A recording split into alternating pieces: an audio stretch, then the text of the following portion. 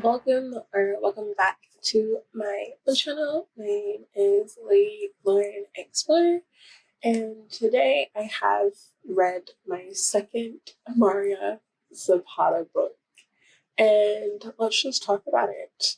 And I'm sorry, I was reading some fan fiction, and it made me cry. So whenever I cry, I get super red. But before we get into this, how are all of you doing? What books have you been reading? I've been on a roll, and there's some books that I'm not going to do a video on, mainly because I don't think that they warrant a video. I finished reading Scandalous by L.J. Sheen, and then I realized that she was the author that bullied people, so don't want to video on that one. And then I finished the Capital series by Ivy Woods, and I read the first one last year. No, the year before that. Yeah, the year before that. But it was last year. Sorry. But I just there's no point in doing a video on it because you read the first book to get the second book. So yeah, we are going to talk about. Oh, but if you do want to see any of my thoughts on it or what I rated it, I do have my Goodreads, which is linked down below, so you can just go to Goodreads if you want to know my ratings. But let's talk about All Roads Lead Here. I read this book last night. People have told me this is a slow burn because all Maria Zapata books are slow burns. And it was really good. It's usually people's top 10, top 5 out of her whole entire backlist and current list and all that kind of stuff. For me, I gave this book a 3. It was a good story. It was very solid. It didn't actually feel like a slow burn because it felt natural, the relationship and how it went into a actual relationship. So Winnipeg, that felt like a slow burn because there was all this tension, the sexual tension. You knew he wanted her at a certain point, and you knew she wanted him at the certain point, and you could feel it. With this one, it just felt like two strangers coming together, and then as they continue to talk, have interactions with other people in their environment, slowly start to realize that they could see themselves with this other person. And it's just a regular in real life.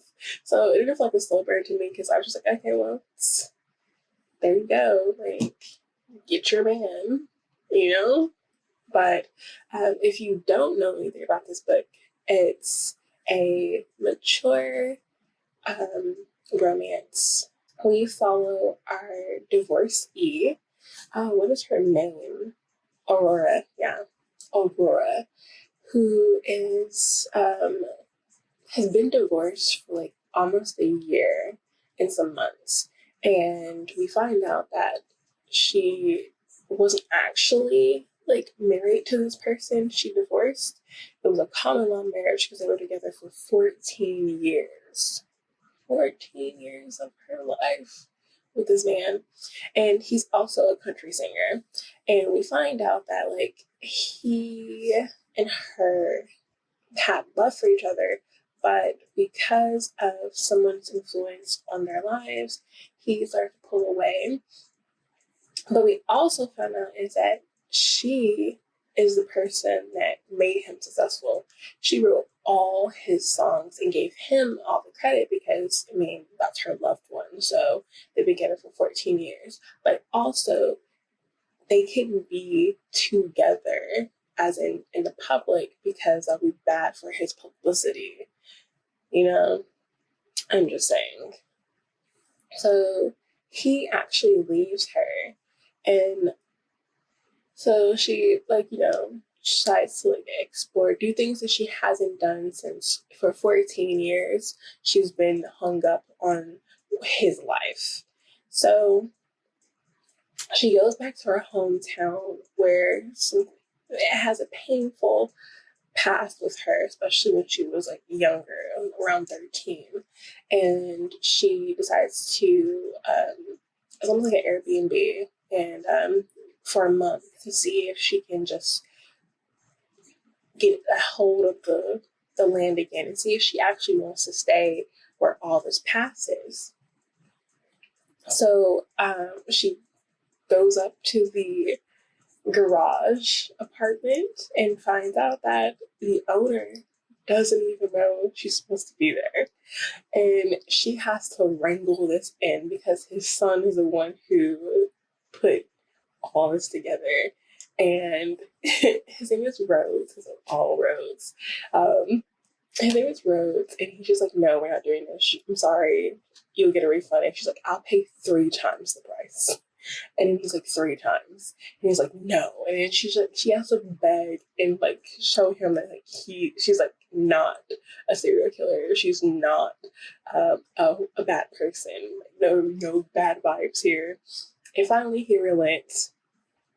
And as like time goes on, like you see he's like, this is like a grumpy sunshine.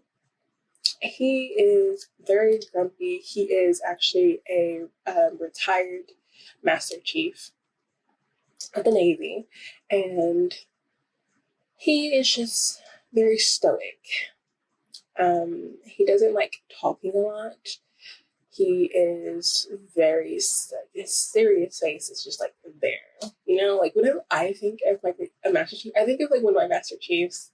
And he was very stoic. Again, this is like their love story of them coming together and finding out all this kind of stuff. And there is some kind of drama in here because of her ex. But all in all, it was like okay. Like I finished it and I felt content with the storyline, the ending, and all that kind of stuff. It's just that I didn't understand why people were hyping this up because it just felt like a regular story. I wouldn't say it was like mid, but like it was just like a regular story. Like this is a mid story. Like it had a beginning, it had drama, and then it had an ending. Like that was mid. This was way above that, but still not. It was okay.